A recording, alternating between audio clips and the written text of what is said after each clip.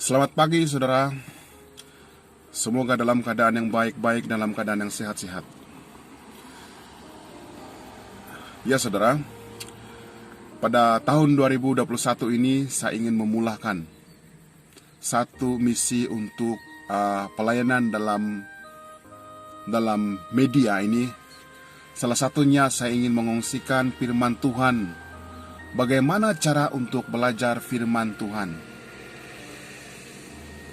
melalui Alkitab bercakap, melalui buku Alkitab bercakap. Dan firman ini ataupun pelajaran Alkitab ini khususnya kepada mereka yang baru belajar firman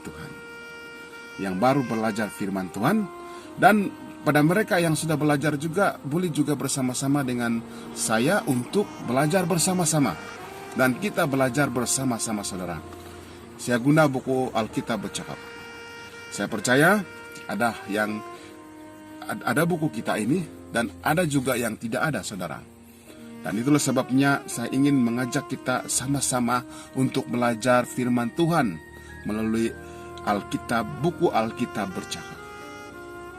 Dalam buku ini saudara terdapat beberapa tajuk ya. Kurang lebih ada 34 tajuk kita belajar dalam buku ini saudara. Yang bagusnya di sini saudara, dalam buku ini kita akan belajar beberapa persoalan. Dan puji Tuhan, yang menjawab persoalan itu adalah firman Tuhan yang ada dalam Alkitab saudara. Yang ada dalam Alkitab. Dan pada hari ini saudara, saya ingin memulahkan pelajaran yang pertama, yaitu yang bertajuk buku yang saya dapat percayai. Buku yang saya dapat percayai. Sebelum itu, mari kita berdoa. Bapa kami yang bertakhta dalam kerajaan sorga, ampuni kami Tuhan agar kami layak menjadi anak Tuhan. Dan saat ini Tuhan kami belajar firman-Mu, firman dalam buku Alkitab bercakap, bersama-sama dengan firman Tuhan yaitu Alkitab. Terima kasih atas berkat-Mu Tuhan, atas pelajaran ini. Karena kami sudah diberkati. Doa ini kami serahkan dalam nama Yesus. Amin. Saudara-saudaraku dalam kasih Yesus Kristus, pagi ini kita akan belajar pelajaran yang pertama, yaitu buku yang saya dapat percaya. Oke. Buku yang saya dapat percaya. Dalam pelajaran ini saudara ada beberapa persoalan. Ada 10 persoalan yang akan dijawab oleh firman Tuhan yang ada dalam Alkitab saudara. Oke saudara, mari kita mulai persoalan yang pertama, yaitu apakah kata Alkitab yang menjadi sumber kebenaran? Apakah kata Alkitab yang menjadi sumber kebenaran saudara? Dan persoalan ini akan dijawab dalam firman Tuhan yang terdapat dalam Yohanes 17 ayat 17. Mari kita lihat Alkitab saudara. Kita boleh juga guna Alkitab yang Alkitab, betul-betul Alkitab, tapi saya pada hari ini saya akan menggunakan Alkitab modern, yaitu Alkitab di dalam handphone saudara. Oke, mari kita buka Yohanes 17 ayat 17 yang berfirman. Yohanes 17 ayat 17 yang berfirman, kuduskanlah mereka dalam kebenaran, firman-Mu adalah kebenaran. Ya saudara. Oke. Persoalannya tadi, apakah kata Alkitab yang menjadi sumber kebenaran? Firman tadi menjawab, yang menjadi sumber kebenaran itu adalah firman-Mu, firman Tuhan. Saudara-saudaraku dalam kasih Yesus Kristus, sabda, firman atau sabda atau perkataan Tuhan yang hidup saudara, itulah sumber kebenaran. Manusia tidak tahu mana yang benar saudara. Allah yang kekal selamanya tahu. Kita boleh menaruh harapan yang sepenuhnya kepada firman-Nya, kepada perkataan Tuhan, kepada sabda Tuhan. Perkara ini memang benar dari sejak mulanya, saudara. Oke, persoalan yang pertama telah terjawab. Yang menjadi kebenaran itu adalah firman Tuhan. Oke, mari kita teruskan persoalan yang seterusnya, yaitu persoalan yang kedua. Persoalannya seperti ini. Mengikut Alkitab, bagaimanakah langit dijadikan? Oke. Mengikut Alkitab, bagaimanakah langit dijadikan? Mari kita lihat firman di dalam Mazmur 33 ayat 6 dan 9 yang berfirman. Oleh firman Tuhan, langit telah dijadikan oleh nafas dari mulutnya, segala tenterahnya, sebab dia berfirman, maka semuanya jadi. Dia memberi perintah, maka semuanya ada. Saudara-saudaraku dalam Yesus Kristus, mengikut Alkitab, bagaimanakah langit dijadikan? Menurut firman tadi, langit dijadikan oleh firman Tuhan. Oleh firman Tuhan, oleh sabda Tuhan, oleh perkataan Tuhan, saudara. Demikian pula, bumi dijadikan hanya dalam 6 hari. Okay? Dalam Kejadian pasal 1, berfirman Allah, jadilah terang, dan sebagainya, dan jadilah demikian. Saudaraku dalam kasih Tuhan, setelah menjadi nenek moyang kita yang pertama, dia bercakap dengan mereka muka dengan muka. Saudaraku dalam kasih Tuhan, setelah nenek moyang kita yang pertama, Adam dan Hawa diciptakan, Tuhan dan Adam dan Hawa itu berbicara muka dengan muka. Seperti kita sebagai manusia berbicara muka dengan muka, saudara. Tetapi dosa, saudara, telah mengubah semuanya. Sejak dari masa itu Allah mengangkat beberapa orang yang setia untuk menjadi nabinya agar dia dapat berkomunikasi dengan manusia melalui mereka. Saudaraku dalam kasih Tuhan, bagaimanakah langit itu dijadikan? Langit dan bumi itu dijadikan dengan firman Tuhan juga, saudara. Dengan sabda Tuhan juga, saudara. Dengan percakapan Tuhan juga, saudara. Maka persoalan yang kedua, saudara, sudah terjawab. Mari kita terus kepada persoalan yang ketiga. Dari manakah datangnya Alkitab, saudara? Dari manakah datangnya Alkitab? Firman Tuhan, dari mana datangnya Alkitab?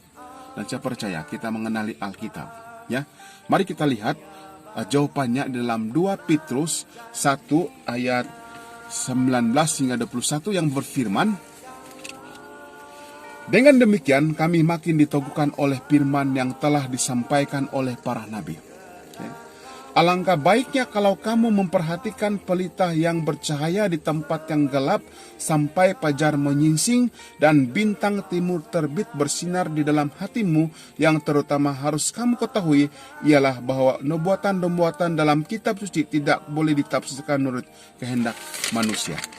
Sebab tidak pernah nubuatan dihasilkan oleh kehendak manusia, tetapi oleh dorongan Roh Kudus orang-orang berbicara atas nama Allah. Saudara-saudaraku dalam kasih Yesus Kristus, dari manakah datangnya Alkitab, saudara? Firman Tuhan itu menyatakan tadi yang terdapat dalam 2 Petrus 1 ayat 19 hingga 21, Alkitab itu datang dari Allah, saudara. Alkitab itu datang dari Allah. Ia datang bukan oleh kehendak manusia, melainkan manusia yang dipimpin oleh Roh Kudus menulis apa yang Allah firmankan kepada mereka.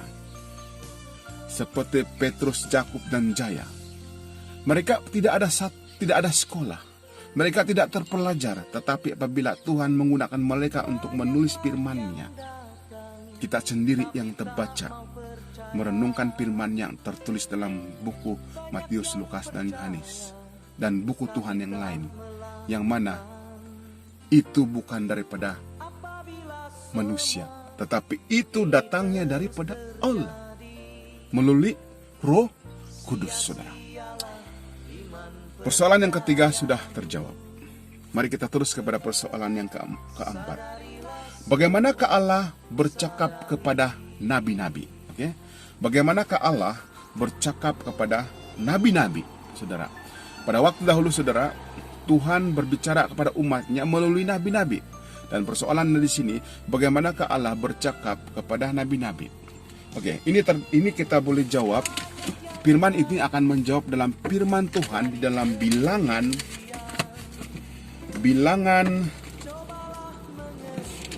ini di dalam buku Bilangan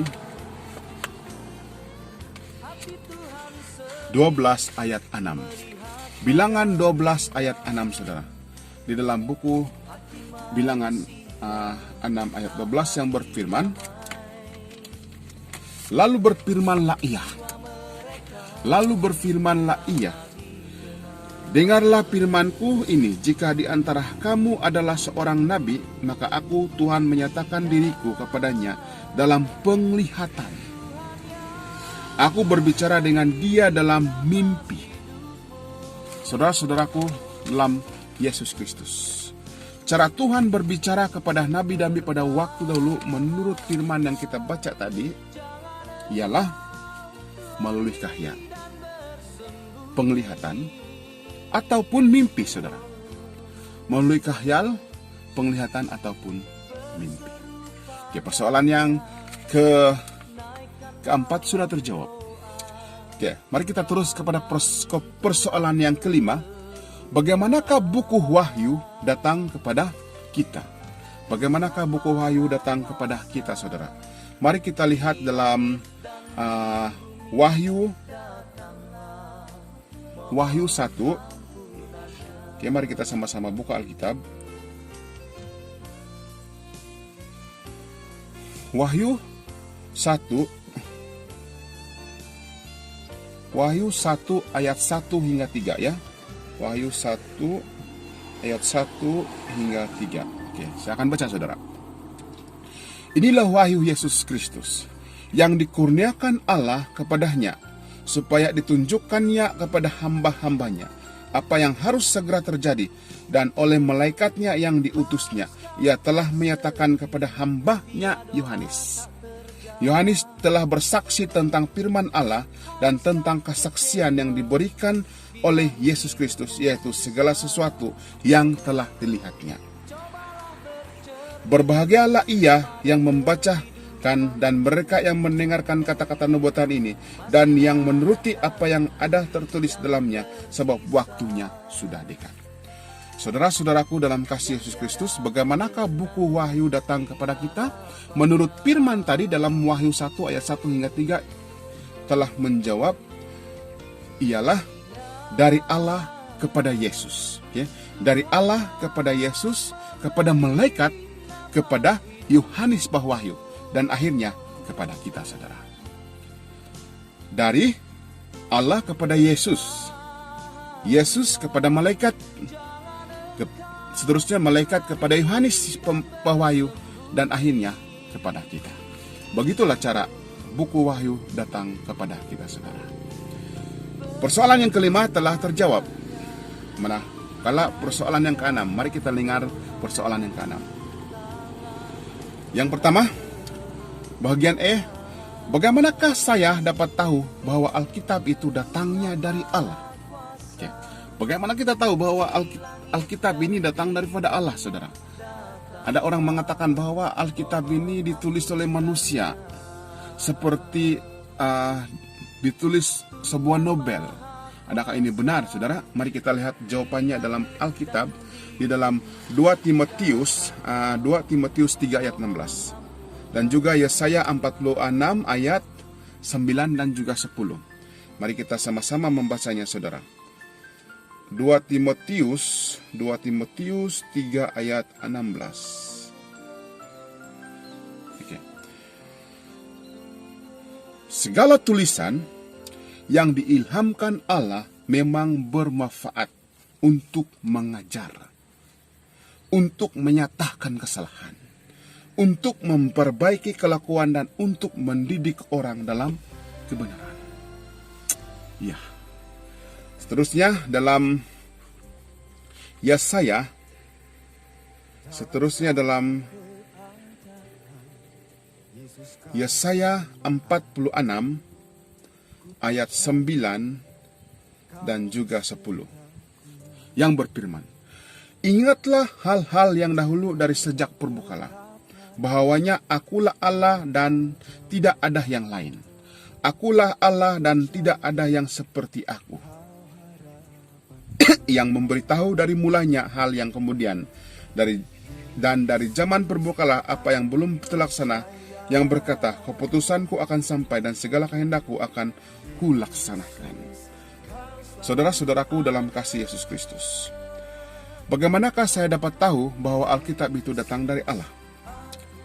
Dalam firman tadi menyatakan kepada kita bahwa Allah yang mengatakan, ya, Allah yang mengatakan, saudara, segala tulisan yang diilhamkan Allah, dia melamarkan perkara-perkara yang belum lagi berlaku. Ya kan, benar? Contohnya daripada sebagian lamaran yang telah digenapi, yang mana telah dinubuatkan di dalam perjanjian baru. Apakah nubuatan yang telah digenapi? Pertama, perhatikan nubuatan Allah mengenai Babel. Oke. Pada waktu itu, kota tersebut menjadi sebuah kota besar di dunia ini. Terdapat dalam Yeremia 51 ayat 37. Nah, sekarang saudara, kota Babel tersebut hanyalah timbunan piung. Itu sudah berlaku, saudara. Pada waktu dahulu, itu adalah nubuatan. Tapi saat ini, itu sudah berlaku, saudara. Ini buktinya, Alkitab itu datang daripada Allah. Salah satu. Kedua, Tirus, saudara. Terdapat dalam Yeskiel 26 ayat 1 hingga 5 dan 14. Begitu jugalah jadinya sekarang ini, saudara. Oke. Ketiga, ramai nabi yang bercakap mengenai kehidupan dan kematian Yesus lama sebelum dia lahir di bumi. Yesus ini, saudara, sudah dilamarkan dalam perjanjian lama, dalam Yesaya, dan telah digenapi, telah terjadi benar-benar dalam perjanjian baru. Oke. Dalam Maliaki 5 ayat 2 dan digenapi pada dalam Matius 2 ayat 1. Dalam Yesaya 7 ayat 14 dan digenapi dalam Matius 1 ayat 22. Pelajaran 22. Pelajaran membincangkan mengenai satu nubuatan yang menakjubkan yang melamarkan tempo sejarah selama 2300 tahun. Nah, saudara-saudaraku dalam kasih Yesus Kristus, ini membuktikan Alkitab ini datang daripada Allah. Segala bukti-bukti sudah terjadi, sudah dinyatakan. Dan ini bermakna Alkitab ini bukanlah ilham daripada manusia seperti mereka menulis cerpen. Dan ini adalah bukti yang mana Alkitab ini datang daripada Allah. Oke, saudara, persoalan yang kedua, bagian manakah pada Alkitab yang diilhamkan oleh Allah? Bagian mana dalam Alkitab itu yang diilhamkan oleh Allah, saudara? Bagian mana sahaja yang diilhamkan? Adakah Matius sahaja, Markus sahaja? Mari kita lihat jawaban Alkitab di dalam 2 Timotius 3 ayat 16. Kita akan ulangi kembali baca yang tadi ya. 2 Timotius 3 ayat 16. Yang berfirman, segala tulisan yang diilhamkan Allah memang bermanfaat untuk mengajar, untuk menyatakan kesalahan, untuk memperbaiki kelakuan, dan untuk mendidik orang dalam kebenaran. Saudaraku dalam kasih Yesus Kristus, bagian manakah pada Alkitab yang diilhamkan oleh Allah? Segala tulisan, saudara. Segala tulisan yang diilhamkan oleh Allah, saudara. Segala tulisan, ya. Segala tulisan. Kedua-dua perjanjian lama dan perjanjian baru juga adalah semua diilham Tuhan. Semuanya daripada Tuhan, saudara. Saudara, ku dalam kasih Yesus Kristus, apakah manfaat Alkitab itu, saudara? Seperti firman tadi, 2 Timotius 3 ayat 16, manfaatnya dia boleh mengajar, untuk menyatakan kesalahan, untuk memperbaiki kelakuan, untuk mendidik orang dalam kebenaran. Perhatikan apa yang dilakukan dalam ayat 17. Oke. Apa yang dilakukan dalam 17? Demikianlah tiap-tiap manusia kepunyaan Allah dipelengkapi untuk setiap perbuatan yang baik. Saudara-saudaraku dalam kasih Yesus Kristus, mari kita renungkan seketika bagaimana firman Tuhan itu boleh mendidik kita, saudara. Saya juga terdidik oleh firman Tuhan, saudara. Saya juga terdidik oleh firman Tuhan. Kadangkala, saudara, firman Tuhan itu kita tidak paham sebelum kita menyelaminya sendiri, saudara. Tetapi rupa-rupanya apabila kita menyelami firman Tuhan itu, baru kita sadar, begini pula maksud firman Tuhan ini. Contohnya saudara, apabila kita khawatir dalam kehidupan kita, firman Tuhan mengatakan, jangan khawatir, serahkanlah kekhawatiranmu kepadaku. Apabila kita khawatir dan kita benar-benar menyerahkan kekhawatiran kita kepada Tuhan, di situ kita akan rasa, saudara, apabila kita mengalami dan menyelami firman Tuhan sendiri, itu sangat luar biasa. Jangan kita belajar hanya teori dengan firman Tuhan, saudara, tapi kita harus belajar juga praktikkan firman Tuhan ini, saudara, agar ia menjadi bermakna dalam kehidupan kita. Oke, persoalan yang nomor 6, B, dan C sudah terjawab, saudara. Oke, kita teruskan persoalan yang seterusnya, yaitu persoalan yang ketujuh, yang berbunyi seperti ini. Bolehkah orang-orang yang tidak terpelajar mengerti firman Tuhan? Bolehkah, saudara? Bolehkah orang-orang yang tidak terpelajar mengerti firman Tuhan, yang tidak pandai membaca, yang tidak pandai mendengar, bolehkah mereka belajar, saudara? Mari kita lihat jawaban dalam firman-Nya dalam Matius 11 ayat 25. Mari kita buka sama-sama Alkitab, saudara. Matius 11 ayat 25, saudara. Matius 11 ayat 25. Matius 11 ayat 25 berfirman, pada waktu itu berkatalah Yesus, aku bersyukur kepadamu Bapa Tuhan langit dan bumi, karena semuanya itu engkau sembunyikan bagi orang bijak dan orang pandai, tetapi engkau menyatakan kepada orang yang kecil. Saudaraku dalam kasih Yesus Kristus, dalam firman ini, adakah orang yang tidak terpelajar boleh belajar firman Tuhan? Dalam firman ini, saudara, boleh, saudara, boleh saja. Bukanlah kebijaksanaan manusia, saudara, melainkan pengertian di dalam roh yang diperlukan, saudara. Bukan kebijaksanaan manusia, saudara, melainkan pengertian di dalam roh yang diperlukan, saudara. Petrus, Yakub, dan Jaya, mereka tidak ada sekolah, saudara. Mereka tidak terpelajar. Mereka adalah nelayan, tetapi apabila Tuhan beserta, mereka menjadi orang yang paling bijak, orang yang paling pandai, saudara. Jawaban persoalan yang ketujuh sudah terjawab. Oke, mari kita terus kepada persoalan yang ke-8, saudara, yang berbunyi, bagaimanakah iman itu datang, saudara? Bagaimanakah iman kita datang itu, saudara? Oke, mari kita lihat jawaban dalam firman Tuhan dalam Roma 10 ayat 17. Roma. Mari kita buka Alkitab bersama-sama, ya, saudara. Roma 10 ayat 17. Berfirman, Roma 10 ayat 17 berfirman, jadi iman timbul dari pendengaran, dan pendengaran oleh firman Kristus. Luar biasa, saudara. Bagaimanakah iman itu datang, saudara? Firman tadi menyatakan bahwa firman itu datang dari pendengaran oleh firman Allah. Dari firman Allah. Yesus kita tidak pernah melihat secara bedania. Yesus kita tidak pernah berbicara secara physical pada saat ini, saudara. Seperti murid-muridnya dahulu berbicara kepada Yesus secara physical, tetapi kita tidak. Kita hanya mendengar dan kita hanya membaca firman Tuhan. Tetapi kita imani, saudara. Kita imani. Kita percaya yang kita tidak pernah melihat. Hanya mendengar, tapi kita imani tentang Yesus. Itulah iman, saudara. Begitulah datangnya iman, saudara. Oke, persoalan yang ke-8 sudah dijawab.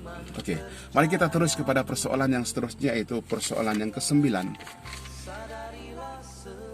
Adakah firman itu berubah? Oke, saudara. Adakah firman ini berubah? Pada waktu perjanjian lama, adakah itu sudah ditiadakan lagi karena ada perjanjian baru? Mari kita lihat. Firman Tuhan menjawabnya dalam Yesaya 40 ayat 8 dan juga Matius 24 ayat 35. Yesaya 40 ayat 8, ya. Mari kita lihat. Yesaya 40 ayat 8. Berfirman, rumput menjadi kering, bunga menjadi layu, tetapi firman Allah kita tetap untuk selama-lamanya. Tetapi firman Allah kita tetap untuk selama-lamanya.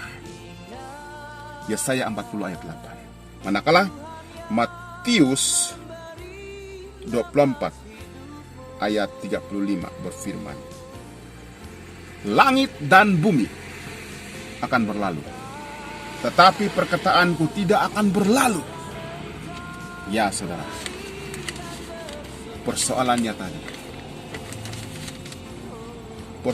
tadi saudara, adakah firman Allah itu berubah? Jawaban firman tadi yang kita baca saudara, tidak akan berubah, tetap untuk selama-lamanya, lebih kekal dari langit dan bumi saudara, tetap untuk selama-lamanya, tidak pernah berubah. Ingat saudara, tidak pernah berubah, tetap untuk selama-lamanya. Ini bukan saya yang katakan, tapi firman Tuhan yang katakan sebentar tadi yang kita telah baca. Oke, persoalan yang terakhir saudara, persoalan yang terakhir persoalan yang terakhir, bagaimanakah seharusnya sambutan saya terhadap firman Allah? Oleh itu saudara, bagaimanakah sambutan kita terhadap firman Allah setelah kita mendengar soalan dan jawaban seperti tadi, dan bagaimana kita punya sambutan mengenai terhadap firman Allah? Mari kita lihat lagi dalam 1 Tesalonika. Oke. 1 Tesalonika 2 ayat 13. 1 Tesalonika 2 ayat 13 berfirman, dan karena itulah kami tidak putus-putusnya mengucap syukur juga kepada Allah, sebab kamu telah menerima firman Allah yang kami beritakan itu bukan sebagai perkataan manusia, tetapi dan memang sungguh-sungguh demikian sebagai firman Allah yang bekerja juga di dalam kamu yang percaya. Saudara-saudaraku dalam kasih Yesus Kristus, persoalannya tadi, bagaimanakah seharusnya sambutan saya terhadap firman Allah? Menurut firman-Nya, bukan sebagai perkataan manusia, saudara, yang sentiasa sukar untuk dipercayai, melainkan memang sungguh-sungguh demikian sebagai firman Allah. Firman Allah ini, saudara, tidak seperti perkataan manusia yang sukar untuk dipercayai, tapi melainkan benar-benar kita percaya 100% apa yang dinyatakan dalam firman Allah. Saya percaya kepada kita yang sentiasa bergantung kepada perkataan Tuhan, kepada firman Tuhan, telah merasakan semua ini, saudara. Di manakah kebenaran setiap firman yang dikatakan di dalam firman Tuhan? Oke saudara, terima kasih atas pembelajaran kita kepada pelajaran pertama, buku yang saya dapat percayai. Tidak ada buku selain daripada Alkitab yang boleh kita percayai. Dan saya percaya saudara, apabila kita belajar sebenarnya tadi, setiap persoalan dan jawaban yang diberikan dalam firman Tuhan, saya percaya bahwa kita tidak lagi menganggap firman Tuhan itu, Alkitab itu adalah tulisan manusia, tetapi kita menganggap firman Allah itu atau Alkitab itu datangnya daripada Allah, saudara. Terima kasih saudara atas pembelajaran kita pada hari ini. Pelajaran yang pertama dalam buku Alkitab Bercakap, buku yang dapat saya percayai. Oke, seterusnya kita akan belajar lagi pada hari yang seterusnya. Pelajaran yang kedua yang bertajuk Alkitab adalah surat Allah kepada saya. Semoga pelajaran ini menjadi berkat kepada kita semua. Tuhan memberkati kita. Mari kita berdoa.